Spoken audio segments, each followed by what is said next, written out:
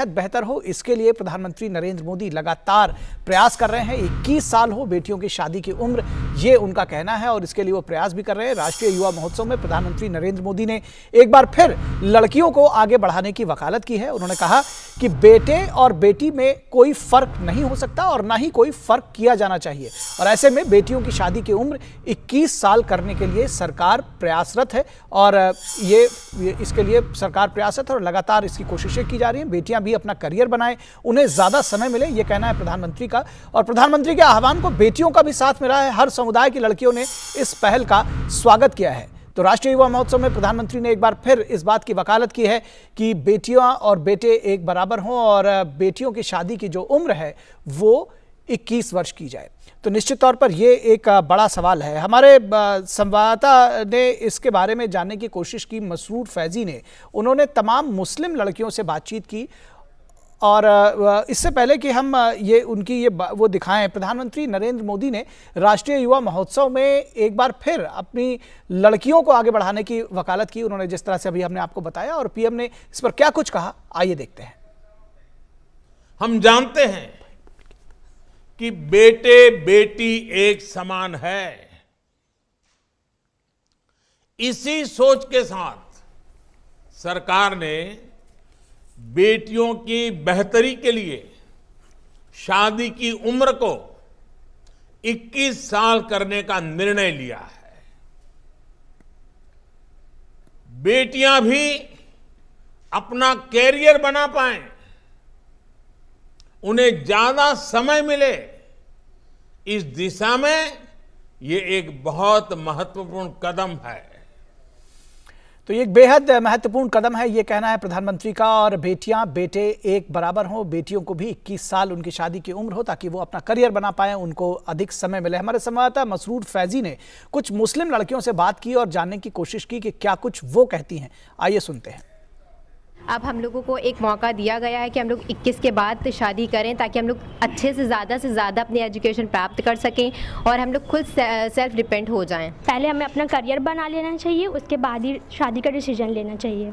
Educated होना and self defence होना is very बेनिफिटफुल और आवर गर्ल्स, हमारे लिए बहुत फ़ायदेमंद है। और मैं चाहती हूँ कि लड़कियों को आगे और मौका मिले वो, ताकि वो एजुकेटेड हो और सेल्फ डिफेंस हो। जब हम इक्वालिटी की बात करते हैं तो हम हर तरीके से इक्वालिटी में क्यों नहीं विश्वास रख रहे हैं। जब 21 साल लड़कों की उम्र है तो हमारी क्यों नहीं 21 साल होनी चाहिए? बिल्कुल होनी चाहिए। मैं इस फैसले से बिल्कुल सहमत हूँ, ये चीज़ होनी चाहिए। मैच्योरिटी तो 21 पे ही आती है और 21 के बाद ही आती है। 18 साल पे शादी कर देते हैं, उसके बाद वो लड़कियां ससुराल चली जाती हैं अपने, उसके बाद वहाँ के वो बोझ से इतना परेशान हो जाती है कि अपनी पढ़ाई नहीं कर पाती हैं और अपने आप को मतलब एक एक्सप्लेन नहीं कर पाती कि क्या करना चाहिए, और वो एक दबाव में आके एकदम ऐसे बन जाती हैं कि वो कोई फ्रीडम ही नहीं मिल पाती है उनको। कुछ राजनीतिक पार्टियां ये नारा दे रही हैं कि मैं लड़की हूं, लड़ सकती हूं, तो क्या ये लड़कियों की लड़ाई नहीं है? हम लड़कियों से ही जानने की कोशिश करते हैं।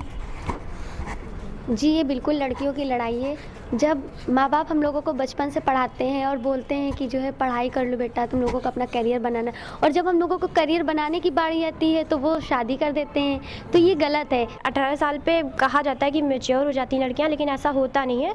18 साल तक तो वो इंटर पार कर रही होती है, और जब एक लड़की इंटर कर रही होती है तो उसको कोई किसी भी तरीके का कोई भी नॉलेज नहीं होता, उसने कोई भी दुनिया नहीं देखी होती। अच्छी पहल है लड़कियों के पर्सनल ग्रूमिंग के लिए, उनको अपनी लाइफ को अपने हिसाब से जीने के लिए, उनकी इंडिपेंडेंसी के लिए, उनकी डिपेंडेंसी हटा करके उनकी इक्वालिटी के लिए, क्योंकि जब हम इक्वालिटी की बात कर रहे हैं तो वो सभी के लिए होनी चाहिए। शादी के बाद लड़की की प्रेगनेंसी जल्दी हो जाती है तो उससे उनका मेंटल हेल्थ पे बहुत असर पड़ता है, उनका फिजिकल हेल्थ पे बहुत असर पड़ता है, जिसकी वजह से कई लड़कियां बीमार हो जाती हैं, मेंटल हेल्थ का, डिप्रेशन का शिकार हो जाती हैं।